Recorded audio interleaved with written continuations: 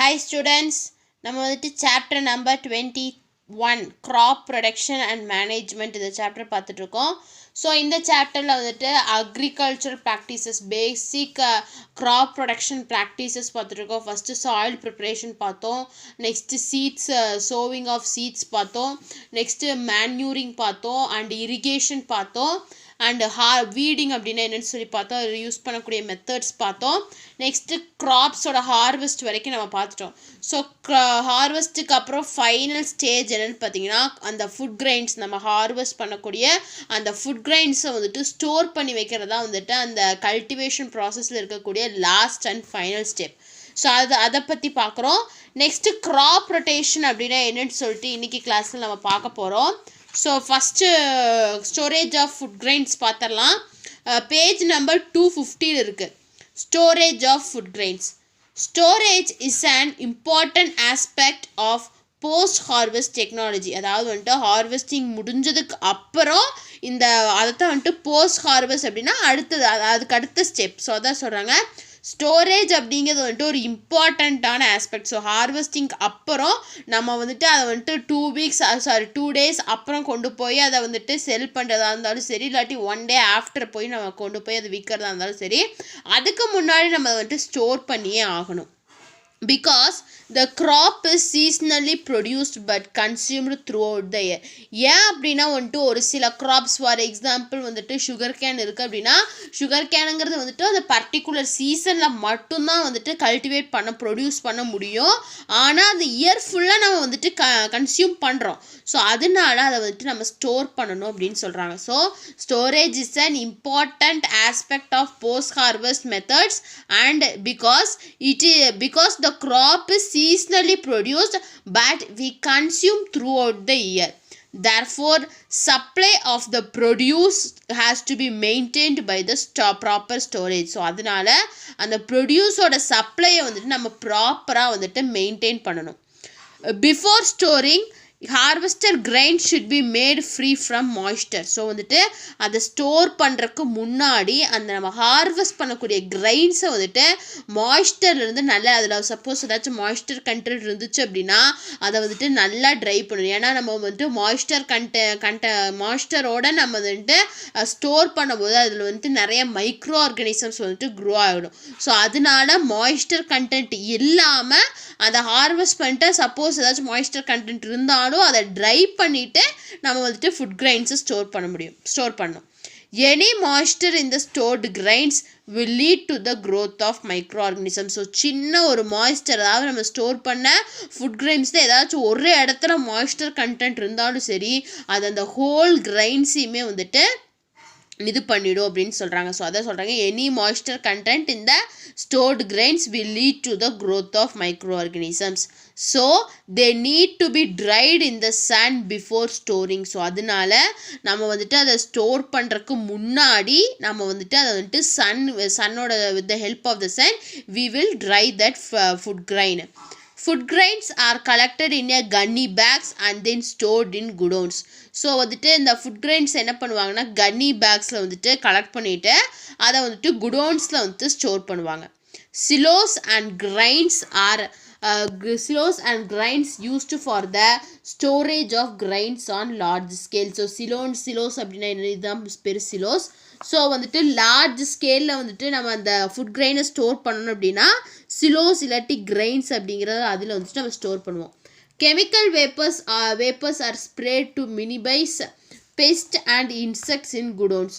So chemical வேப்பர்ஸை வந்துட்டு நம்ம ஸ்டோர் பண்ணியிருக்கக்கூடிய அந்த குடோன்ஸில் வந்துட்டு ஸ்ப்ரே பண்ணுவாங்க. எதுக்கு அப்படின்னா இன்செக்ட் அண்ட் பெஸ்ட்டு வந்துட்டு க்ரோ ஆகாமல் அதோட இதை வந்துட்டு மினிமைஸ் பண்ணுறக்காக. This is called fumigation. So இதைத்தான் என்னென்னு சொல்லுவாங்கன்னா fumigation அப்படின்னு சொல்லுவாங்க. The stored grains are inspected from time to time to make sure that they are free from diseases and pests. So certain period of டைமுக்கு வந்துட்டு அதை வந்துட்டு செக் பண்ணிகிட்டே இருப்பாங்க அந்த ஸ்டோர் பண்ண கிரைன்ஸை. எதுக்காக அப்படின்னா நம்ம ஸ்டோர் பண்ணி இருக்கக்கூடிய கிரைன்ஸில் ஏதாச்சும் மைக்ரோ ஆர்கானிசம்ஸ் க்ரோ ஆகிருக்கு, ஏதாச்சும் டிசீஸ் அதில் இருக்கா, ஏதாச்சும் பெஸ்ட்டோ இன்செக்டோ அதில் இருக்கான்னு சொல்லி செக் பண்ணுறக்காக அந்த ஸ்டோர் பண்ணக்கூடிய கிரைன்ஸை வந்துட்டு டைம் டு டைம் வந்துட்டு செக் பண்ணிகிட்டே இருப்பாங்க. In our country, grains are stored on a large scale in a government owned godowns. So நம்ம கண்ட்ரியில் பார்த்தீங்கன்னா இந்த கிரைன்ஸை வந்துட்டு எங்கே ஸ்டோர் பண்ணுவாங்கன்னு பார்த்தீங்கன்னா லார்ஜ் ஸ்கேல், அதாவது அதிகமான ப்ரொடக்ஷன் இருக்கக்கூடிய கிரைன்ஸை கவர்மெண்ட் ஓன் பண்ணக்கூடிய கவர்மெண்ட் பொறுப்பில் இருக்கக்கூடிய குடோன்ஸில் வந்துட்டு ஸ்டோர் பண்ணுவாங்க. The different categories of agricultural produce needing storage are food grains, oilseeds, seeds and fodder. So நிறைய கேட்டகரிஸ் அக்ரிகல்ச்சர் ப்ரொடியூஸ் பண்ணக்கூடிய நிறையா கேட்டகரிஸுக்கு ஸ்டோரேஜ் அப்படிங்கிறது தேவைப்படுது. அதாவது வந்துட்டு ஃபுட் கிரெயின்ஸ், ஆயில் சீட்ஸு, இல்லாட்டி அந்த ஃபுடர், இது எல்லாத்தையுமே நம்ம ஸ்டோர் பண்ணி தான் வைக்கணுங்கிறாங்க. So storage of food grain பார்க்கும்போது it is and most important aspect after the post ஹார்வெஸ்ட்டுக்கு அப்புறம் நம்ம நடத்தக்கூடிய ஒரு இம்பார்ட்டண்ட் ஆஸ்பெக்ட் தான் இது. ஏன்னு பார்த்தா ஒரு ஒரு ஒரு க்ராப் வந்துட்டு ஒரு பர்டிகுலர் சீசனில் தான் கல்டிவேட் பண்ண முடியும். ஆனால் அந்த க்ராப்பை வந்து நம்ம த்ரூ அவுட் இயர் வந்துட்டு கன்சியூம் பண்ணுவோம். ஸோ அதுக்காக நம்ம வந்துட்டு இந்த க்ராப்ஸை வந்துட்டு ஸ்டோர் பண்ணி வைக்கணும் அப்படின்னு சொல்கிறாங்க. ஸோ இதான் வந்துட்டு ஸ்டோரேஜ். ஸோ இதோட basic practices in cultivation work of எந்த ஒரு க்ராப்பை வந்துட்டு நம்ம கல்டிவேட் பண்ணனாலும் இந்த ஸ்டெப்ஸ் எல்லாத்தையும் ஃபாலோ பண்ணணும். ஃபஸ்ட்டு சாயிலை ப்ரிப்பேர் பண்ணணும். ஸோ சாயில் ப்ரிப்பரேஷன் முடிஞ்சதுக்கு அப்புறமா சீட்ஸை சோப் பண்ணணும். சீட்ஸை சோப் பண்ணதுக்கப்புறம் அதில் மேன்யூர், ஃபெர்டிலைசர்ஸ் எல்லாம் ஆட் பண்ணணும். நெக்ஸ்ட்டு அதுக்கு வாட்டர் ஃபெசிலிட்டி, கரெக்டான வாட்டர் ஃபெசிலிட்டி கொடுக்கணும். நெக்ஸ்ட்டு வீடிங், அதில் இருக்கக்கூடிய அன்டிசைரபிள் பிளான்ட்ஸ் எல்லாத்தையும் ரிமூவ் பண்ணணும். அண்டு அதெல்லாம் பண்ணி அந்த க்ராப் நல்லா க்ரோ ஆனதுக்கப்புறம் அதை ஹார்வெஸ்ட் பண்ணிவிட்டு நம்மளோட இவ்வளோ ஸ்டெப்ஸ், இவ்வளோ கஷ்டப்பட்டு அதை வந்துட்டு நம்ம அந்த பிளான்ட்லேருந்து நம்ம ஒரு ஈல்டை கொண்டு வந்துட்டோம், அதை வந்துட்டு நம்ம ப்ராப்பராக ஸ்டோர் பண்ணணும் அப்படின்னு சொல்கிறாங்க. ஸோ இதான் வந்துட்டு basic practices that followed in any of the crop production. எந்த ஒரு க்ராப்பை நம்ம ப்ரொடியூஸ் பண்ணணும் அப்படின்னாலும் இந்த ப்ராக்டிசஸ் எல்லாத்தையுமே நம்ம ஃபாலோ பண்ணணும். நெக்ஸ்ட் பாருங்கள், rotation of crops. So rotation of crop அப்படின்னா என்ன? Crop rotation is planting a series of different crops in the same field following a defined order.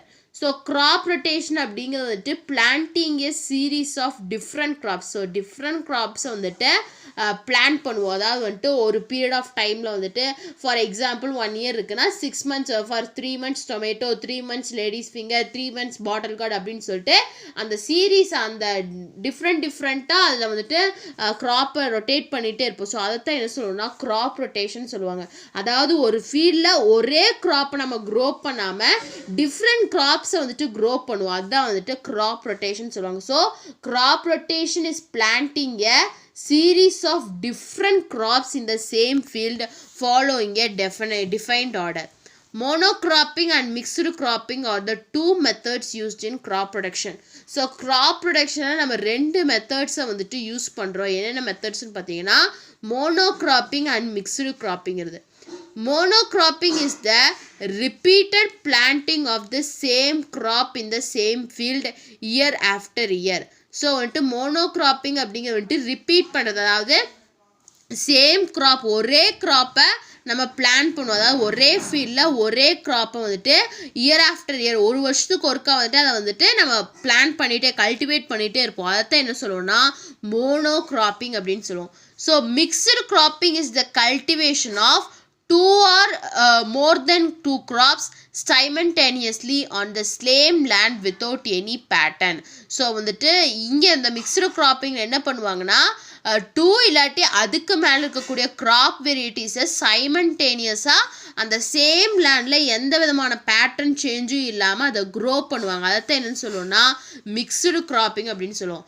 So crop ரொட்டேஷனில் 2 methods are follow பண்ணுறோம். One is monocropping and second one is mixed cropping. Monocropping அப்படின்னு பார்க்கும்போது என்ன பண்ணுவோம்னா repeated planting of the same crop. ஒரு ஃபீல்டில் same க்ராப்பை நம்ம repeat பண்ணிகிட்டே இருப்போம். ஒரு வருஷத்துக்கு ஒருக்கா அதையவே ரிப்பீட் பண்ணுவோம். அதை தான் வந்துட்டு மோனோக்ராப்பிங்னு சொல்லுவாங்க. மிக்ஸ்டு க்ராப்பிங்னா ஒரே ஃபீல்டில் நம்ம நிறைய வெரைட்டிஸ் ஆஃப் க்ராப்ஸை வந்துட்டு கல்டிவேட் பண்ணுவோம். அதுதான் வந்துட்டு mixed cropping. Crop rotation has many advantages. So crop rotationல பார்த்தீங்கன்னா நிறைய advantages இருக்குது. Many crops like legumes may have positive effects on succeeding crops in rotation, leading to greater production overall. So இந்த லெக்யூம்ஸ்லாம் பார்த்தீங்கன்னா positive effect, அதாவது வந்துட்டு succeeding production, அதாவது ஒரு graph முடிஞ்சுட்டு அதுக்கப்புறம் இந்த சக்சீடிங் ப்ரொடக்ஷன் வரும்போது இந்த ரொட்டேஷனால் அந்த அந்த லெக்யூம்ஸ்லாம் பார்த்தீங்கன்னா நல்ல விளைச்சல், அதாவது ஹை ஈல்டு வந்துட்டு நமக்கு கிடைக்கும்.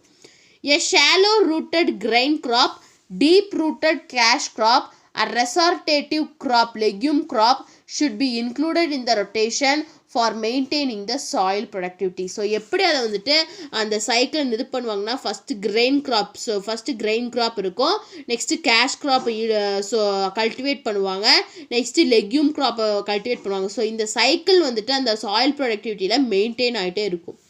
The leguminous crops should follow non-leguminous crops to have atmospheric nitrogen to succeeding crops. So இந்த leguminous crop வந்துட்டு எதுக்கு அப்புறம் சோ பண்ணுவாங்கன்னு பார்த்தீங்கன்னா நான் லெக்யூமினஸ் கிராப்ஸ் அதுக்கு வந்துட்டு அட்மாஸ்பியரிக் நைட்ரஜன் தேவைப்படும், சக்சீடிங் கிராப்புக்கு அட்மாஸ்பியரிக் நைட்ரஜன் தேவைப்படும். ஸோ அதனால இந்த லெக்யூமினஸ் கிராப்ஸ்க்கு நான் லெக்யூமினஸ் கிராப்ஸுக்கு அப்புறம் இந்த லெக்யூமினஸ் கிராப்ஸ்க்கு அப்புறம் இந்த நான் லெக்யூமினஸ் கிராப்ஸை வந்துட்டு கொண்டு வருவாங்க. It helps in maintaining a better balance of nutrients in the soil. So இது எதுக்கு ஹெல்ப் பண்ணுன்னு பார்த்தீங்கன்னா நியூட்ரியன்ட், அதாவது வந்துட்டு சாயிலில் நல்ல நியூட்ரியண்ட்டை வந்துட்டு கரெக்டாக பேலன்ஸ் பண்ணுறக்கு வந்துட்டு இந்த கிராப் ரொட்டேஷன் வந்துட்டு ரொம்பவே ஹெல்ப்ஃபுல்லாக இருக்கும். Wheat problem is less in intercropping system compared to their sole crops. So இந்த சிஸ்டத்தில் பார்த்தீங்க கிராப் ரொட்டேஷனில் பார்த்தீங்கன்னா அந்த வீட் ப்ராப்ளம்ஸ் அன்டிசைரபிள் பிளான்ஸோட க்ரோத் வந்துட்டு ரொம்பவே கம்மியாக இருக்கும். அதர் மெத்தட்ஸ் கூட கம்பேர் பண்ணும்போது இந்த கிராப் ரொட்டேஷனில் வந்துட்டு அந்த வீட் பிளான்ஸோட க்ரோத், அன்டிசைரபிள் பிளான்ஸோட க்ரோத் வந்துட்டு ரொம்பவே கம்மியாக இருக்கும்னு சொல்கிறாங்க. ஸோ இதான் வந்துட்டு rotation of crops. So rotation of கிராப்ஸ்ன்னு பார்க்கும்போது it is nothing but it is planting series of different crops in the same field following a defined order. So in crop rotation we following two methods, monocropping and mixed cropping. Monocropping is nothing but it is the repeated of planting the same crop in the same field for same field year after year. In the other hand, the mixed cropping is the cultivation of two or more than two crops simultaneously on the same land without any pattern. எந்த விதமான பேட்டர்னும் இல்லாமல் சைமல்டேனியஸாக two இல்லாட்டி அதுக்கு மேலே இருக்கக்கூடிய graph வெரைட்டிஸை ஒரே லேண்டில் cultivate பண்ணுவோம். அதுதான் வந்துட்டு மிக்ஸ்டு கிராப்பிங் அப்படின்னு சொல்லுவோம். ஸோ இதான் வந்துட்டு ரொட்டேஷன் ஆஃப் கிராப்ஸ். ஸோ இன்றைக்கி கிளாஸில் ஸ்டோரேஜ் ஆஃப் ஃபுட் கிரெயின்ஸை வந்துட்டு எதுக்காக ஸ்டோர் பண்ணுறோன்னு பார்த்தோம். நெக்ஸ்ட்டு கிராப் ரொட்டேஷன்னா என்ன, அந்த கிராப் ரொட்டேஷனில் இருக்கக்கூடிய டூ மெத்தட்ஸ் பார்த்தோம். நெக்ஸ்ட் கிளாஸில் வந்துட்டு சீட் பால்ஸ் வந்து நம்ம நெக்ஸ்ட் கிளாஸில் பார்க்கலாம். ஸோ உங்களுக்கு இந்த கிளாஸில் ஏதாச்சும் டவுட் இருந்துச்சு அப்படின்னா கமெண்ட் பண்ணுங்கள். இந்த வீடியோ கிளாஸ் பிடிச்சிருந்தா லைக் பண்ணுங்கள், ஷேர் பண்ணுங்கள், சப்ஸ்கிரைப் பண்ணுங்கள். தேங்க்யூ.